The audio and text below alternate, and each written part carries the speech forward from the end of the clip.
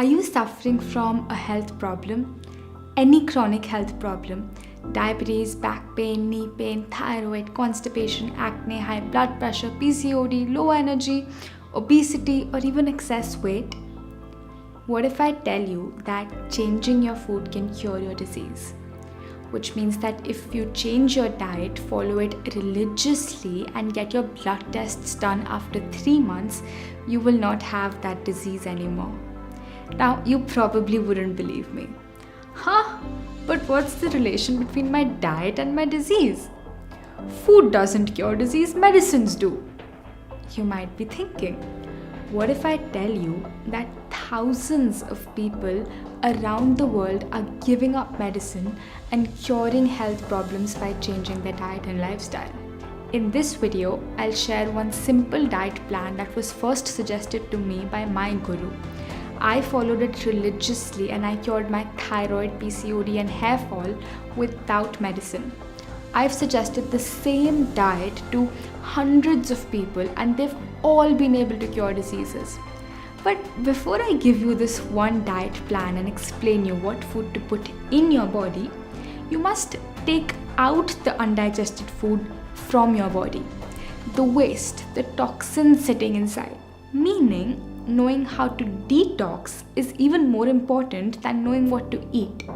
For example, if you accidentally put in diesel in a car that was meant for petrol, it won't work, right? To make it work again, first you need to take out the diesel and then put in the petrol. Same with us. Our body is meant for this. Fresh fruits, vegetables, plants straight from nature. But we accidentally fed it with this. Too many grains, oils, breads, paranthas, soda, snacks, food that's packaged. No wonder our body is not properly working and has all these diseases. So step 1 is to take out the bad stuff, the undigested waste sitting inside. And step 2 is to put in the good stuff, the right food. This video covers only step 2. Make sure that first you watch step 1 by clicking on this box above. In step 1, I share 3 powerful ways to remove toxins from your body. Okay, coming back. I don't want to give you a scripted diet plan and say, hey, this is what you have to eat for breakfast, lunch, dinner. No. First, you must understand some basic principles about natural food. If you want to be truly healthy, you need to look for 4 qualities in your food. Your food should be 4 things. Number 1, it should be living. See, if you bury something in the ground and water it for a few days, it should grow into a plant, right?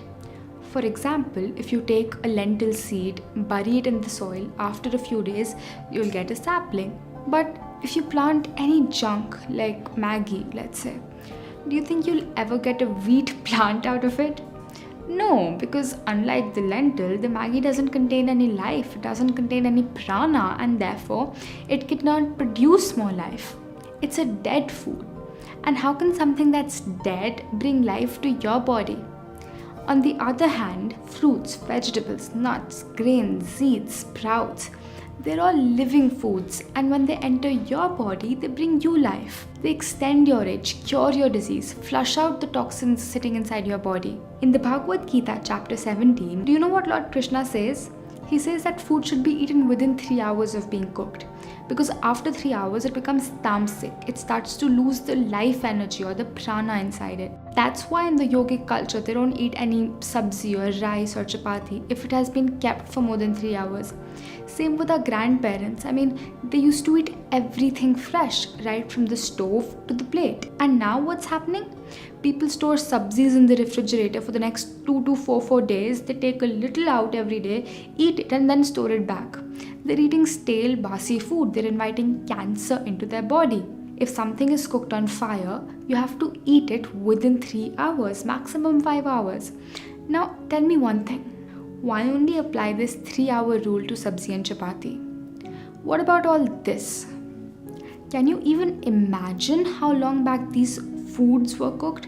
Forget 3 hours or 3 days. Most of them were cooked maybe even 3 years in advance and have been stored in packets, bottles, cans and boxes after being lathered with synthetic chemicals so that they don't appear to be stale or smell bad. These chemicals might increase the shelf life of these products, but they decrease the shelf life of our own bodies. Actually, if you think about it, these are not food. The products made by a company who wants to make a profit like any other business. They're dead. They have no life energy left inside them. So rule number 1 is to eat living food. Nothing bottled, tinned, packaged, frozen or processed. Nothing man-made in a factory. Eat living foods straight from nature. Fruits, vegetables, sprouts, coconut, juices, grains, nuts and seeds. Instead of munching on biscuits, munch on coconut slices. Instead of popping soda cans, pop coconut waters. Instead of having namkeens, have platters full of fresh fruits or salads. Second, eat food that is wholesome. See, Mother Nature knows best. She does not make mistakes. There's a reason why she hung dates on trees and not sugar. There's a reason why she gives us olives but not olive oil, potatoes but not potato chips. All foods that come directly from plants or trees or from the earth are wholesome. They've not been, subtracted of anything. Nature has done a lot of planning before making every food. She has given each food item a specific ratio of protein, fats, nutrients so that we humans can easily digest and eliminate it. If we fragment it by consuming only a part of it, or by stripping away its outer layer, or by squeezing out only the fats from it, we totally change it from nature's original design. So for example, eat brown rice instead of white rice. Brown rice is wholesome, it's the real deal. When we remove the bran from it, it becomes white rice. The digestive mechanism of the rice lies in this outer bran that we so conveniently just decide to throw out. Eat dates or jaggery instead of sugar. Dates are wholesome, sugar is fragmented. Eat whole coconut instead of coconut oil. Eat the whole olive instead of olive oil. When eating wheat, eat only whole wheat along with the outer layer, or what we call chokar in Hindi. Do not sieve it before making your chapatis. Third, eat food that comes from plants. No meat, fish or eggs. Nature has not designed our body to consume these animals. What should I do? I will create a separate video on this topic in the future. Your next question may be, what about milk and dairy? Look, as a substance, pure cow milk is very good. But the problem is that milk that we're getting today is actually not even milk. What we get in these Tetra packs is a white liquid made of milk powder, urea and dangerous chemicals. Do you know that the World Health Organization has warned the Indian government that milk today has become so contaminated that if we continue drinking it, by 2025, 87% of India will be suffering from serious diseases like cancer. And this was in the Economic Times recently. In the description of this video, I've linked a video showing how detergents like Easy and urea is used in this milk to make it store for longer and to make it thicker. Now, even if you get the purest form of cow milk straight from your farm, straight from your own cow, even then you cannot digest it if you're suffering from a disease or if you want to lose weight. Pure cow milk is very good for athletes or small children whose height is growing, but not for us who spend 8 hours a day in front of a computer screen. We simply cannot digest it because it's a very, very heavy food by nature. One glass of milk is a complete meal on its own. Good news is that there's a substitute which can give you all the same nutrients, protein and calcium.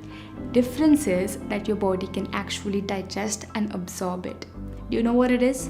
It's coconut milk. Coconut is one of the best foods on earth. There's a reason it's called Shreefal in Sanskrit. And there's a reason why every birth, every marriage, every auspicious occasion in India starts with the breaking of a coconut.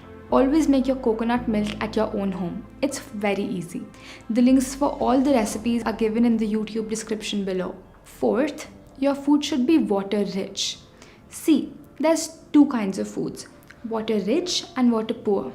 Water-rich foods include fruits such as watermelon, papaya, grapes, oranges, juicy vegetables like tomatoes, cucumber, leafy greens, bottle gourd. Water-poor foods include grains, rice, wheat, chapati, dal, nuts, seeds, and starchy vegetables like potatoes. See, if you put it in a juicer and a lot of juice comes out of it, then you know that it's water rich. Have you ever put a chapati or rice in the juicer? No, because you know that there's no juice in it. It's a water poor food. Now, 70% of your body is water and 30% is, solid, bones, muscles and mass. So naturally, 70% of your diet should be composed of water-rich food, juices, fruits, vegetables, and 30% of your diet should consist of water-poor food, grains, cereals, nuts and seeds. Funnily enough, most of us eat in the exact opposite ratio. We eat grains thrice a day and as a result we're drying up.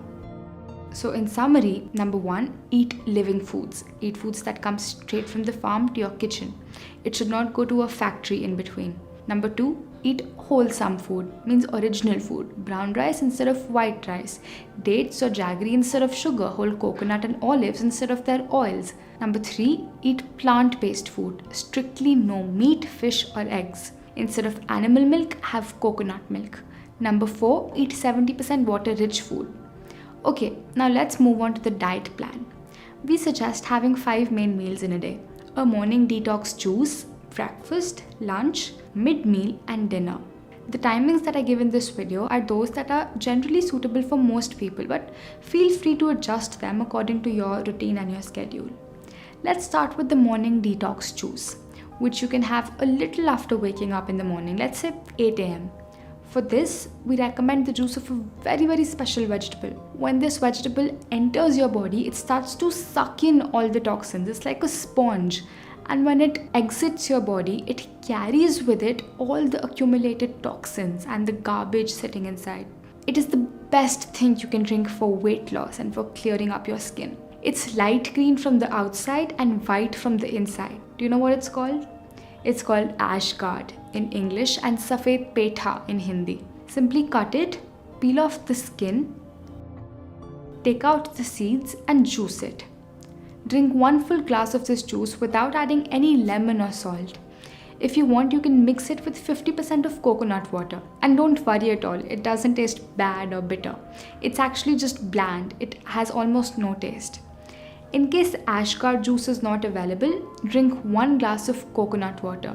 In case even coconut water is not available in your country or your region, drink the juice of any vegetable, for example, bottle gourd or ghea or celery or cucumber.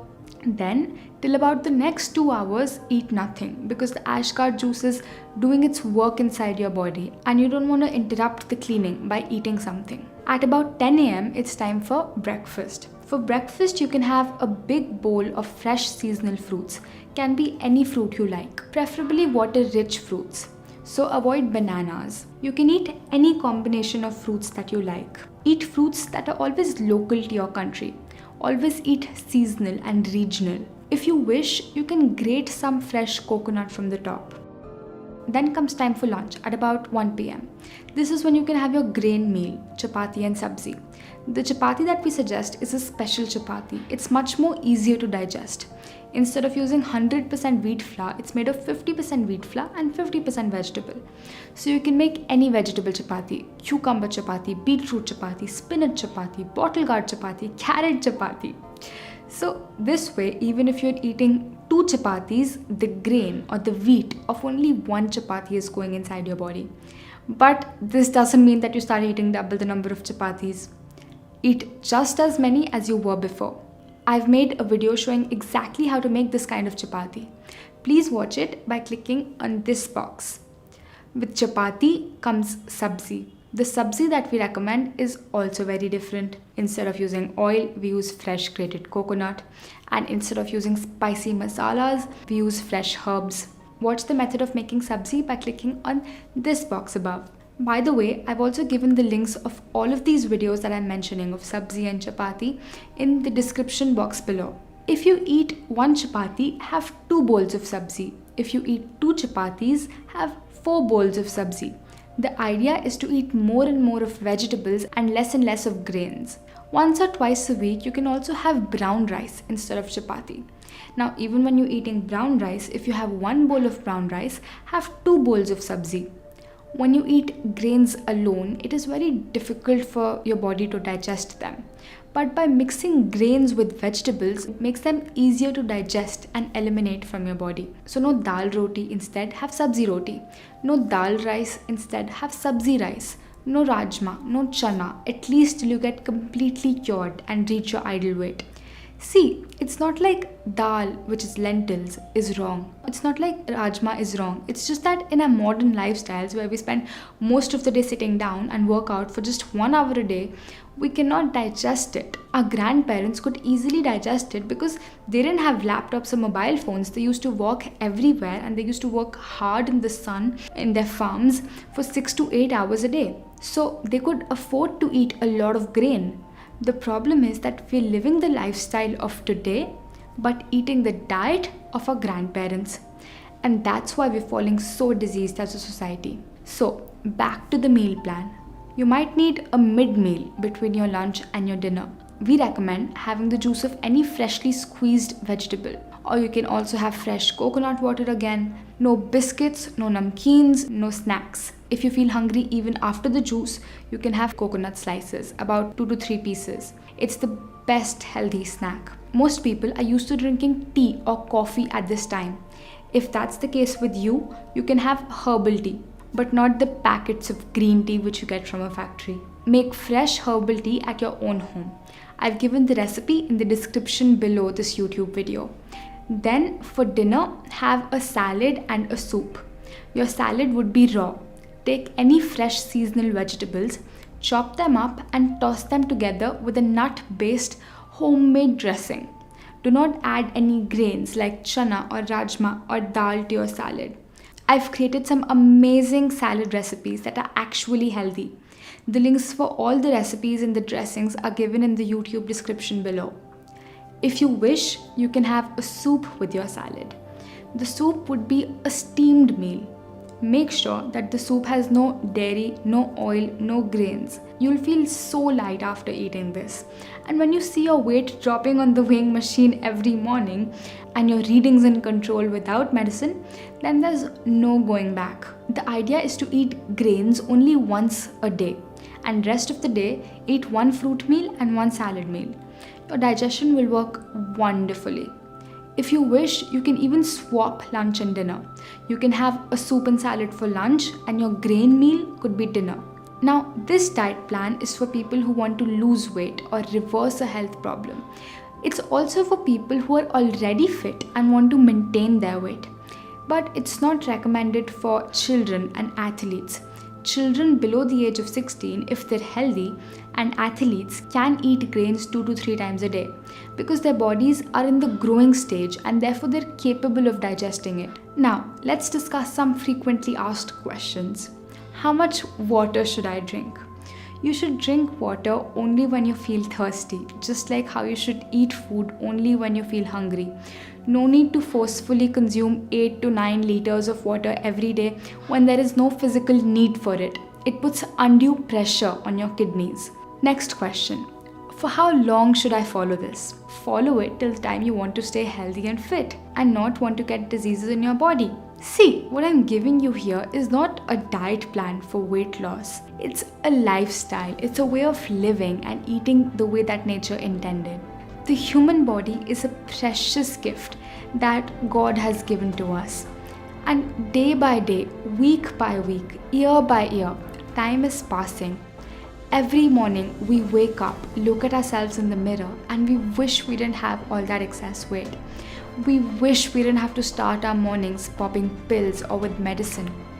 I don't want that all your life you just keep wishing. I want you to experience what it feels like to have an optimally functioning human body, to have no disease or disease seed inside you. I want to empower you to be your own doctor. All I'm here for is to connect you back with nature. Goodbye for now, and I'll see you in the next video.